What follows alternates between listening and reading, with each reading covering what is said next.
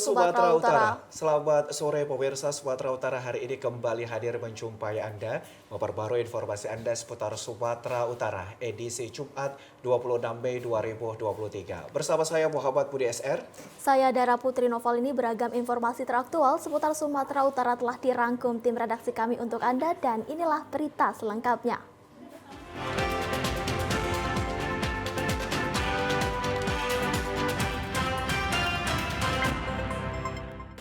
Ya pemirsa, informasi sore ini diawali dari seorang pria asal Kabupaten Aceh ditangkap karena membawa sabu seberat 2.112 gram lewat Bandara Internasional Kuala Namu pada Jumat pagi. Setelah dilakukan pemeriksaan, pelaku beserta barang bukti diserahkan ke Polda Sumatera Utara. Head of Corporate Secretary and Legal PT Angkasa Pura Aviasi, Dedi Al-Subur, membenarkan diamankannya seorang calon penumpang yang membawa narkoba jenis sabu tersebut. Penggagalan kurir narkotika lewat jalur udara ini berawal saat pelaku dengan membawa koper miliknya hendak masuk ke area keberangkatan melewati pemeriksaan X-ray. Petugas keamanan Bandara Kuala Namu yang curiga dengan gerak-gerik pelaku lalu melakukan pemeriksaan barang bawaan dan hasilnya ditemukan 8 bungkus plastik diduga berisi sabu seberat 2.112 gram. Usai diamankan, kemudian pelaku dibawa ke kantor Afsek untuk diperiksa sementara dan selanjutnya berkoordinasi dengan Polsek kawasan Bandara Kuala Namu. Dari hasil pemeriksaan, polisi selain menemukan barang bukti sabu, juga barang bawaan pelaku seperti EKTP atas nama Wahyudi, alamat Dusun Harapan, Kelurahan Kuala Langsa, Kecamatan Langsa Barat, Kabupaten Aceh. ATM, 1 unit ponsel dan uang tunai sebesar Rp958.000 turut diamankan. Saat ini pelaku sudah diserahkan ke personel Ditres Narkoba Polda Sumut guna proses lanjutan.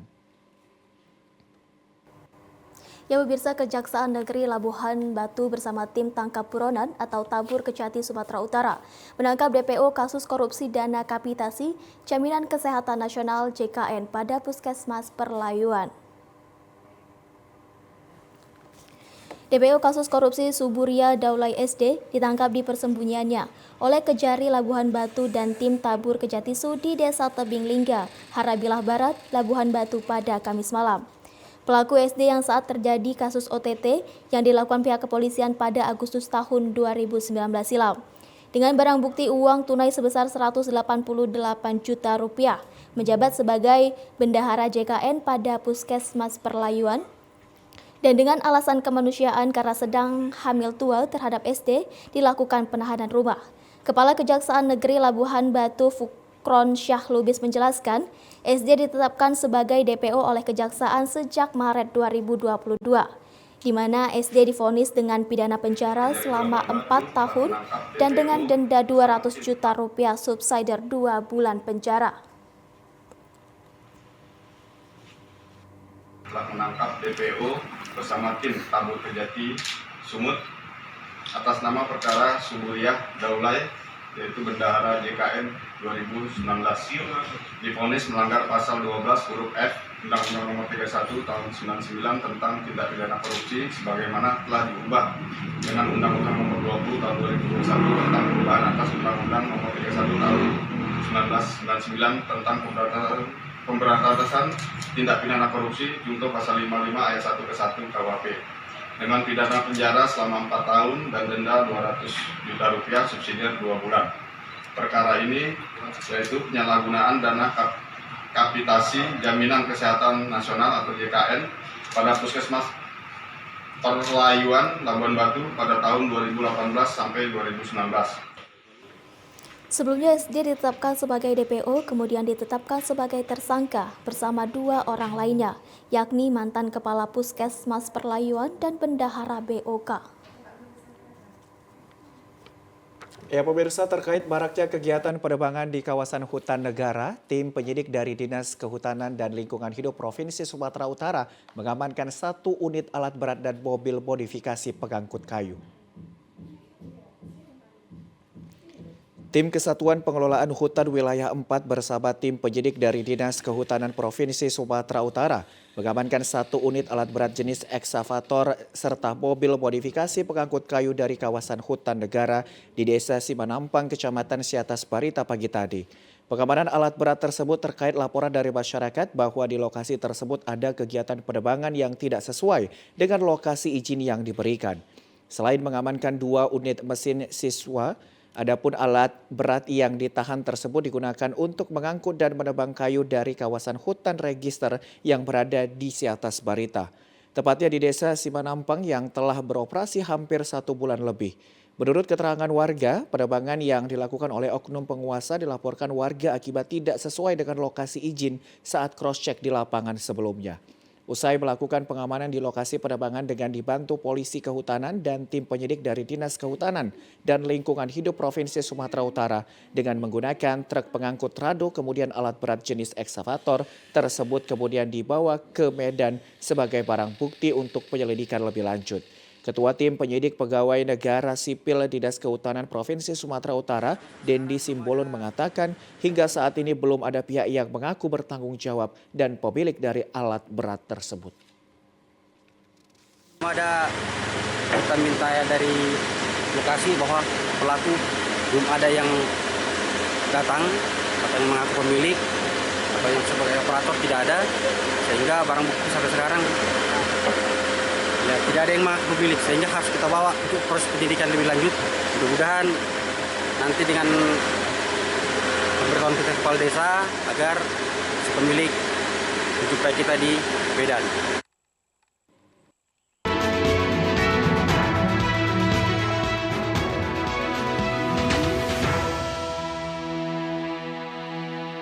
Ya pemirsa, untuk mengantisipasi terjadinya penyimpangan penyalahgunaan keuangan sekolah, sejumlah guru di lingkungan Dinas Pendidikan Kota Sibolga mengikuti penyuluhan pencegahan korupsi di Aula Kantor Kejaksaan Negeri Sibolga.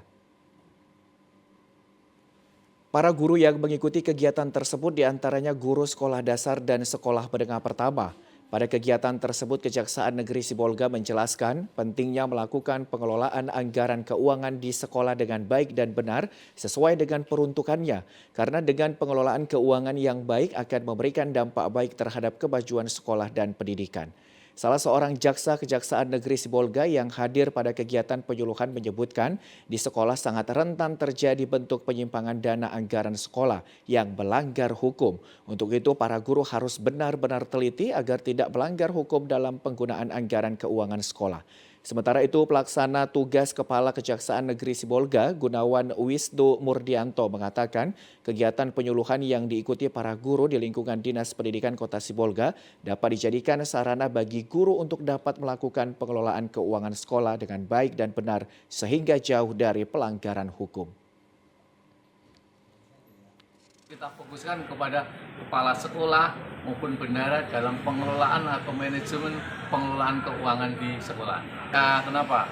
Biar tujuan dari situ itu satu, untuk meningkatkan mutu sekolah. Kalau anggaran itu digunakan dengan benar, mutu sekolah akan baik. Kemudian untuk antisipasi tadi kita kan juga pencegahan agar tidak terjadi penyimpangan atau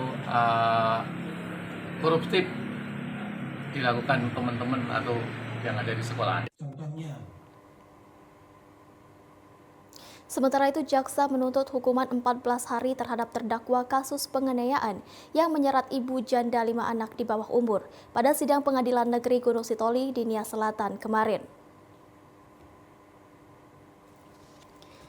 Sidang Pengadilan Negeri Gunung Sitoli kasus perkara tindak pidana penganiayaan sebagaimana pasal 351 dari KUHP yang menjerat Erlina Zebua, ibu janda 5 anak di bawah umur asal Nias Selatan, digelar di Teluk Dalam kemarin.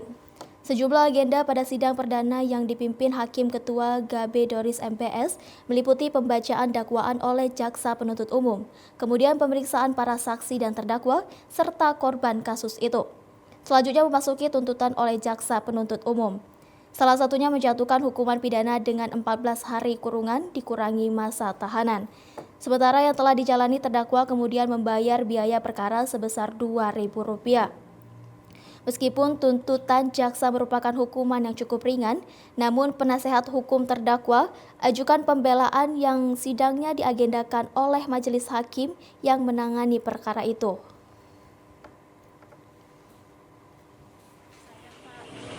Supaya bebas, murni.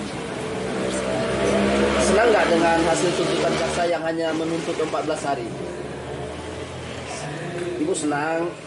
Sudah senang ya? Saya mengucapkan banyak terima kasih kepada Pak Kejati, kepada Kapolda Sub, dan kepada Bapak Hakim. Sementara jelang persidangan tahap berikutnya, terdakwa tetap tidak dilakukan penahanan oleh Pengadilan Negeri Gunung Sitoli. Karena sebelumnya Kepala Kejaksaan Negeri Nia Selatan Rabani M. Halawa bersama Kasih Intelijen dan Kasih Pidana Umum telah mengajukan diri sebagai penjamin untuk menangguhkan penahanan terdakwa. Fasilitasi dan mediasi tersebut tercapailah kesepakatan damai, ya, kesepakatan damai antara korban dan pelaku. Nah, atas dasar itu maka pimpinan kita di Kejaksaan Negeri Nia Selatan dalam hal ini Pak Gajari mengajukan permohonan penangguhan penahanan kepada Pengadilan Negeri Gunung Sitoli Ceki Majelis Hakim yang menangani perkara tersebut sesuai dengan surat kita nomor B966 tanggal 23 Mei 2023 perihal permohonan penangguhan penahanan atas nama Erlina Jebua alias Sina Ayu. Kini terdakwa tetap diperkenankan bergabung dengan keluarga dan anak-anaknya yang masih di bawah umur, namun bertekad selalu taat dan mengikuti seluruh rangkaian persidangan pengadilan terhadap kasus tindak pidana penganiayaan yang menjeratnya. Ya, sementara itu pemirsa, Polda Sumatera Utara melalui Direktorat Reserse Kriminal Khusus menetapkan 3 orang tersangka terkait temuan gudang BBM dekat kediaman AKBP Akhiruddin Hasibuan. Ketiga orang yang ditetapkan sebagai tersangka kasus temuan gudang BBM yang diduga ilegal yang tidak jauh dari kediaman AKBP Akhiruddin Hasibuan adalah Direktur Utama PT Albira, Edi Parlin selaku orang lapangan, dan AKBP Akhiruddin Hasibuan yang diduga sebagai pengawas gudang tersebut. Diketahui sebelumnya kasus temuan gudang BBM diduga ilegal ini berawal dari penggeledahan rumah AKBP Akhiruddin Hasibuan terkait dengan kasus penganiayaan yang dilakukan oleh anaknya berinisial AH. Lalu untuk Direktur Utama PT Albira sendiri sudah pernah dilakukan pemeriksaan di gedung Direktorat Reserse Kriminal Khusus beberapa waktu lalu. Kepala Bidang Humas Polda Sumatera Utara, Kombes Pol Hadi Wahyudi mengatakan bahwa dari hasil gelar perkara yang dilakukan pihaknya sudah ditetapkan 3 orang tersangka dan untuk AKBP Akhiruddin sendiri penyidik menetapkan terkait Undang-Undang Migas. 3 orang ya. Hasil gelar perkara sudah ditetapkan sebagai tersangka.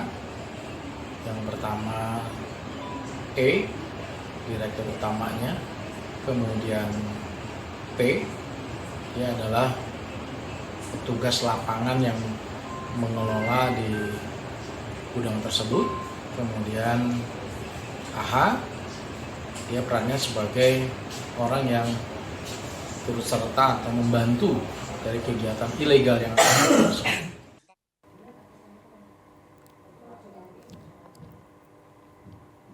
Pemirsa, sidang gugatan warga yang tergabung dalam paguyuban Taman Malibu Indah yang menggugat PT Taman Malibu Indah kembali digelar.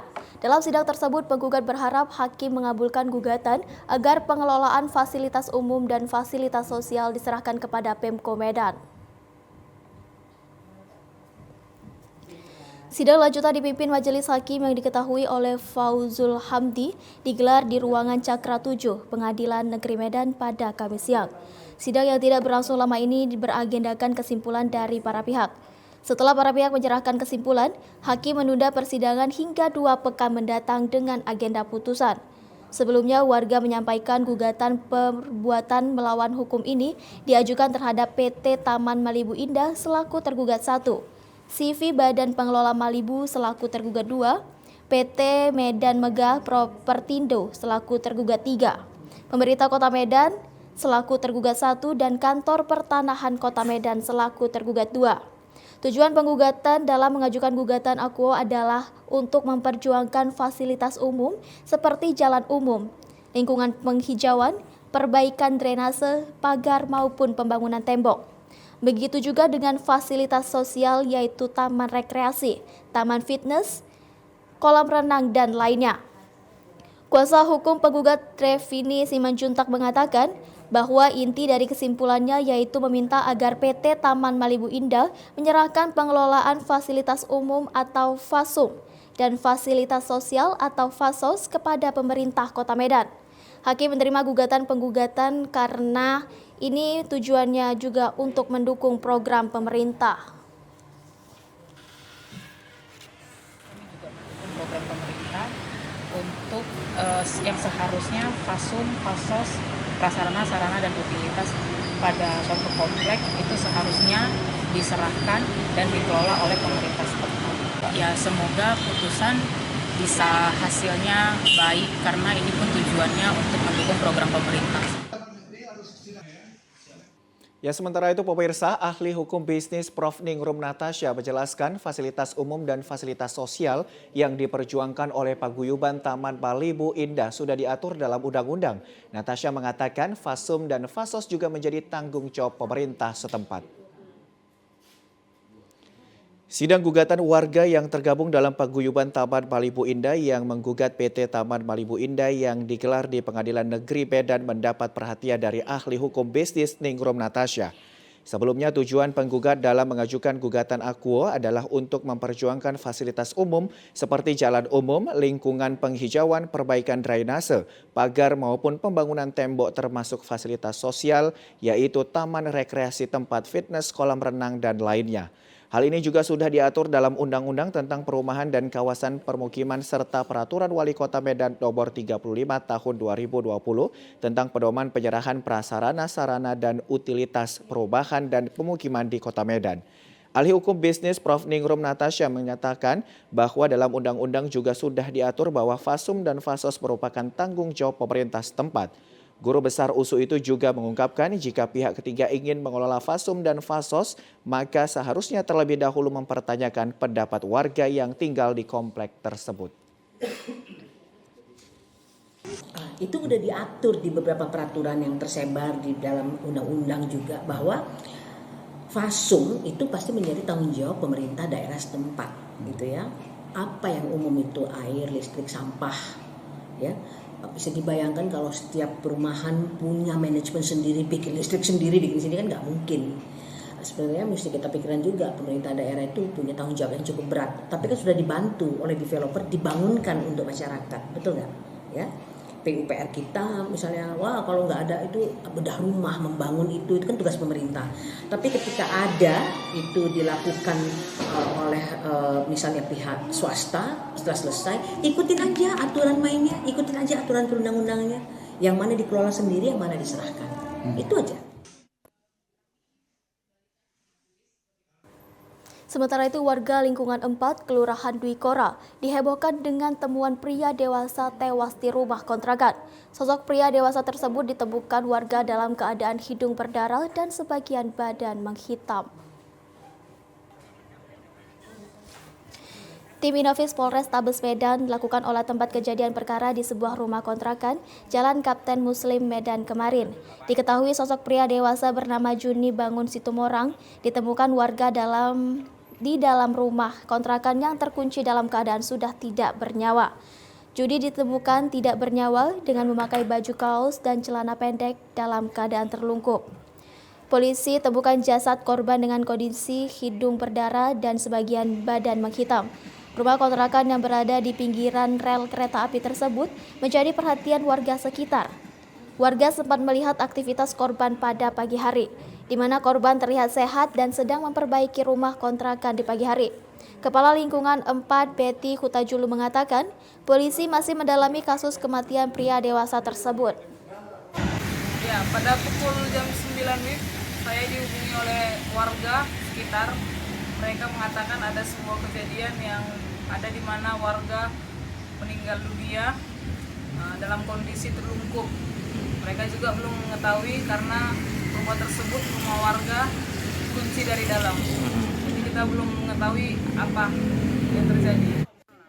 Atas permintaan keluarga korban, jasad Juni Bangun Situmorang akan diserahkan kepada keluarga yang telah ikhlas dengan peristiwa tersebut tanpa dilakukan otopsi.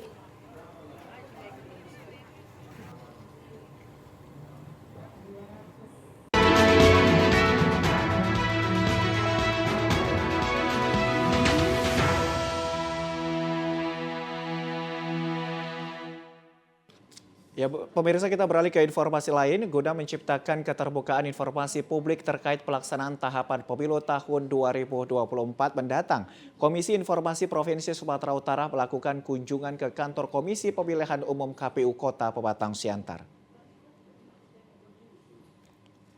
Ketua Komisi Informasi Provinsi Sumatera Utara bersama beberapa komisioner mendatangi kantor KPU Kota Pematang Siantar untuk melakukan pendampingan terkait keterbukaan informasi terhadap publik dalam hal pelaksanaan tahapan pemilu.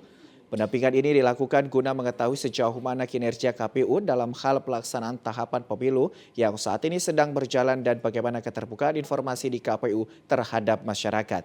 Ketua Komisi Informasi Sumatera Utara, Abdul Haris Nasution, mengatakan sebagai lembaga yang dibentuk oleh pemerintah, Komisi Informasi memiliki tugas untuk melakukan pendampingan terhadap instansi pemerintah dalam hal keterbukaan informasi.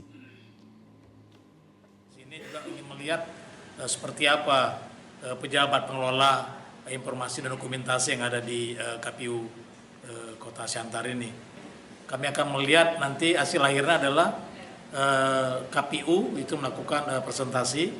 Setelah presentasi kami akan melakukan visitasi kembali untuk melihat sejauh mana kemajuan yang dibuat oleh KPU Kota Siantar yang menyangkut Komisi Informasi Publik. Sementara itu, sejauh ini kinerja dari KPU Pematang Siantar dalam hal menjalankan tugasnya untuk melakukan tahapan pemilu dan penyerahan informasi kepada masyarakat dianggap baik. Namun pihak Komisi Informasi Sumatera Utara masih akan melakukan kajian dari hasil presentasi yang dilakukan pihak KPU Pematang Siantar.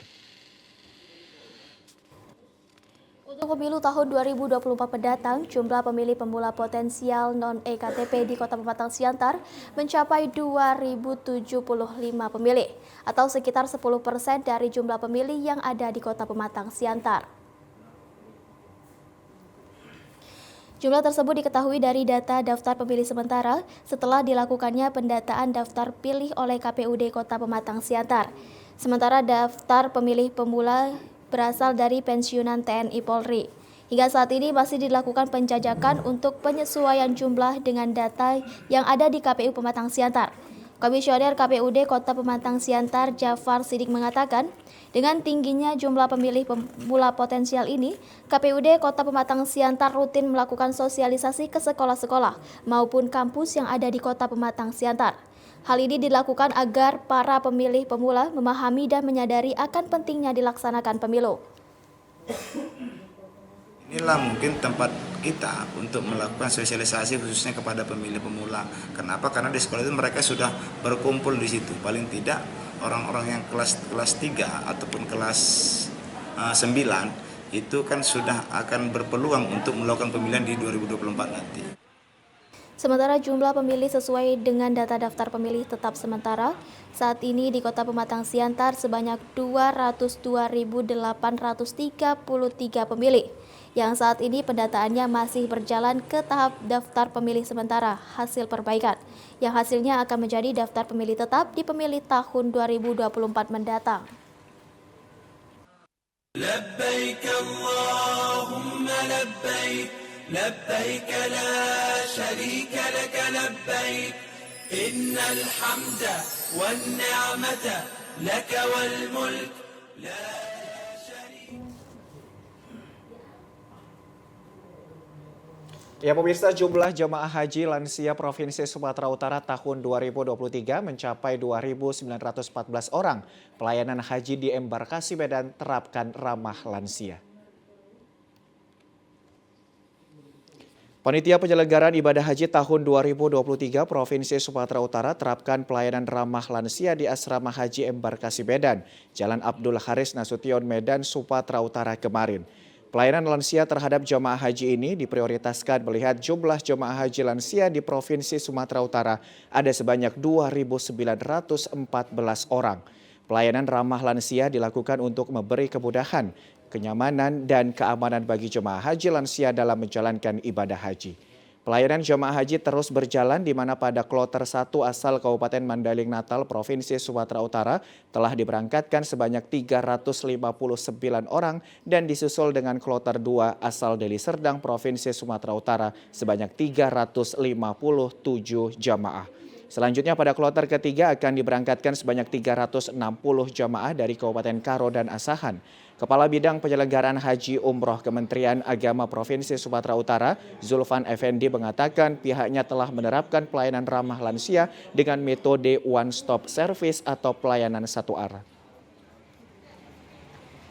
Dari data Siskohat namanya ya, sistem komputerisasi haji terpadu itu dari mulai data kabupaten sampai pusat itu Sumatera Utara ya, lanjut usia dengan usia 65 tahun ke atas itu jumlahnya tahun ini ya 2.914 orang.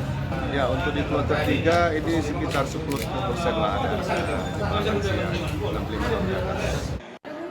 Warga asal Kabupaten Asahan bernama Latifa mengungkapkan kesenangannya dapat berangkat haji pada tahun 2023. Kita gembira, bersyukur kepada Allah Subhanahu wa Ta'ala, cepat saya dipanggil.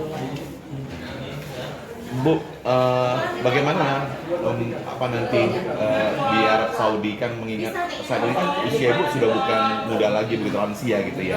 Apa persiapan yang Ibu lakukan? Persiapan kita berserah diri kepada Allah. Tagline Haji Ramah Lansia pada pelaksanaan Haji 2023 yang digaungkan Menteri Agama Republik Indonesia harus diterapkan dan dilaksanakan sejak di tanah air hingga tanah suci.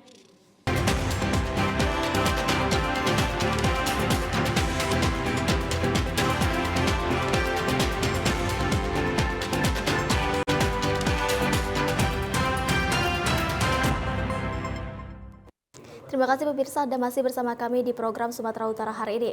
Ribuan masyarakat yang berada di Kabupaten Tapanuli Selatan menggelar aksi unjuk rasa di depan perusahaan kebun sawit PT Samukti Karya Lestari.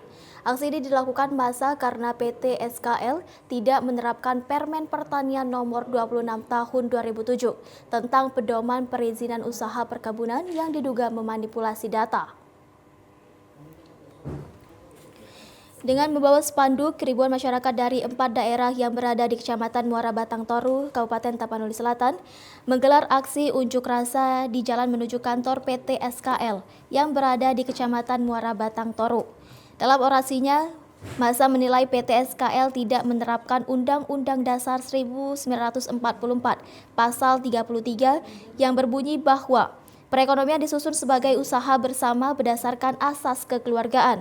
Ditambah lagi, PT SKL juga tidak menerapkan Peraturan Menteri Pertanian Nomor 26 Permendagri tentang pedoman perizinan usaha perkebunan, di mana Pasal 11 Permen Perekonomian menyebutkan setiap perusahaan perkebunan yang memiliki izin usaha perkebunan dan untuk budidaya wajib membangun kebun untuk masyarakat sekitar, paling kecil seluas 20% dari total luas areal kebun yang diusahakan oleh perusahaan.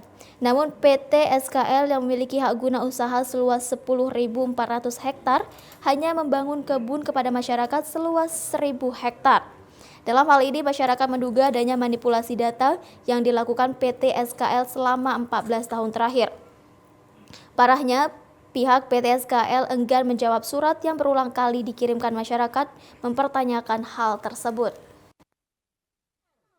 Diduga penggelapan dilakukan mereka puluhan miliar bahkan ratusan miliar selama 14 tahun terakhir ini. Apakah selama ini kita sudah melakukan penyuratan, Bang? Sudah kita surati. Sudah kita surati, mulai dari Maret kita sudah surati, ya kan? Terakhir kemarin kita surati pada bulan April. Kita surati, sampai sekarang nggak ada jawaban. Karena nggak ada jawaban, dengan sangat menyesal secara undang-undang peraturan kami kuasai lahan yang ada. Masyarakat massa akan tetap bertahan di area lokasi perkebunan dan menduduki perkebunan tersebut jika PT SKL tidak menanggapi tuntutan hak mereka.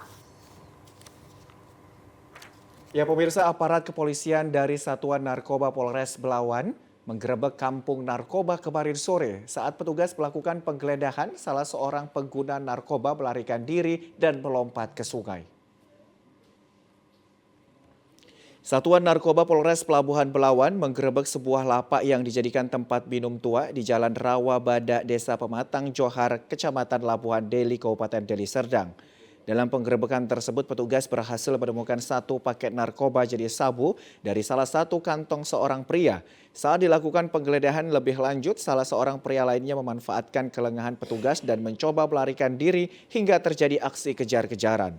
Tersangka sempat lari sejauh 200 meter. Pria pengguna narkoba tersebut melompat ke sungai bermaksud bisa kabur, namun personil Sat Narkoba lainnya telah mengepung pelaku di seberang sungai hingga akhirnya pelaku memakai narkoba berhasil ditangkap dan tidak berkutik. Kami dari Sat Narkoba Polres Pelabuhan Belawan melaksanakan grebek kampung narkoba berdasarkan informasi dari masyarakat di Dusun Rawabata, Desa Pematang Johar. Adapun hasil yang kami capai 1 paket sabu dan 7 orang laki-laki berhasil diamankan. Yang mana saat dilakukan penangkapan ada salah seorang melarikan diri dengan berenang ke sungai namun berhasil diamankan oleh personil Sat Narkoba Polres Pelabuhan Belawan. Demikian. Dari hasil penggerebekan, petugas berhasil mengamankan 7 orang pria, 1 paket sabu dalam plastik klip serta sejumlah pipet berukuran kecil disita. Seluruh pelaku penyalahgunaan narkoba dan barang bukti diboyong ke Mapolres Pelabuhan Belawan untuk dilakukan pemeriksaan lebih lanjut. Saat dilakukannya penggerebekan di kawasan padat penduduk ini terjadi tontonan puluhan warga. Salah seorang warga berucap KB merasa senang karena tempat peredaran narkoba tersebut digerebek petugas. Komplotan debt kolektor penagih angsuran melakukan perampasan 1 unit mobil minibus dari jalan yang sedang dibawa oleh pemiliknya bersama rombongan yang akan menghadiri acara pesta. Beginilah video amatir yang direkam warga dan viral di media sosial saat komplotan debt kolektor melakukan perampasan 1 unit mobil jenis minibus yang dibawa oleh pemiliknya bersama rombongan keluarga yang akan menghadiri acara pesta. Aksi perampasan mobil yang dilakukan oleh komplotan debt kolektor ini terjadi pada saat mobil jenis minibus berwarna silver dengan nomor plat polisi BK1405KG melintas di kota Pematang Siantar menuju Kabupaten Simalungun, yang kemudian dipepet sekelompok pemuda yang mengaku dari leasing dan langsung mengambil kunci kontak mobil korban. Tidak terima mobilnya dirampas, pemilik korban berusaha melakukan perlawanan sehingga terjadi baku hantam antara pemilik korban dan komplotan debt kolektor. Pemilik mobil Muhammad Irwin Siregar yang tidak terima dengan perlakuan komplotan debt kolektor tersebut langsung mendatangi Mapolres Pematang Siantar untuk membuat laporan polisi. Memaksa untuk mengambil mobil kami, tapi kuncinya dilarikan sama tukang debt kolektor leasingnya. Jadi saya bilang rampok. Terakhir masyarakat berduyun-duyun mendatangi tempat TKP-nya sehingga terjadilah perang mulut di antara kami dengan leasingnya. Kami tidak merasa senang dan tidak merasa senang dan kurang nyaman lah. Terus kami melapor ke pihak kepolisian untuk menindaklanjuti hal-hal seperti ini. Pihak kepolisian dari Polres Pematang Siantar masih belum memberikan keterangan terkait adanya aksi perampasan mobil dan tindakan penganiayaan yang dilakukan oleh komplotan debt kolektor terhadap pemilik mobil minibus tersebut. Sementara, akibat mempertahankan mobilnya, pemilik mobil minibus menjadi korban pemukulan oleh komplotan debt kolektor hingga mengalami lebam di wajah dan di tangan.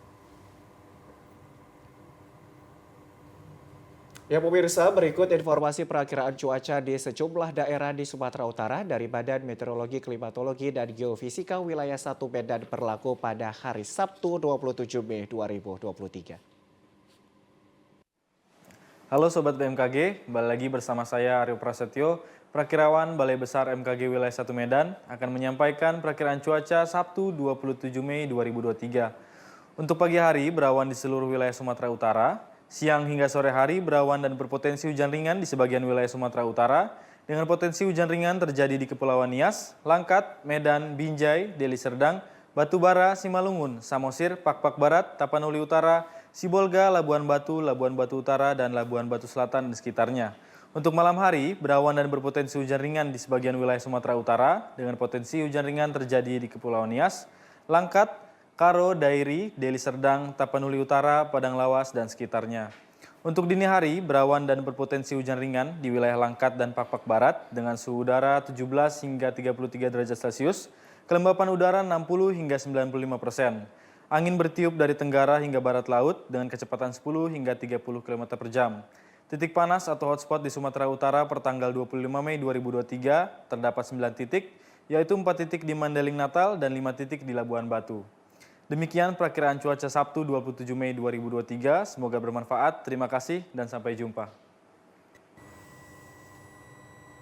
Ya pemirsa, informasi tadi menutup perjumpaan kita pada program Sumatera Utara hari ini. Saya Muhammad Budi SR. Saya Dara Putri Novalini mengucapkan terima kasih atas perhatian dan kebersamaan Anda. Selamat sore dan sampai jumpa.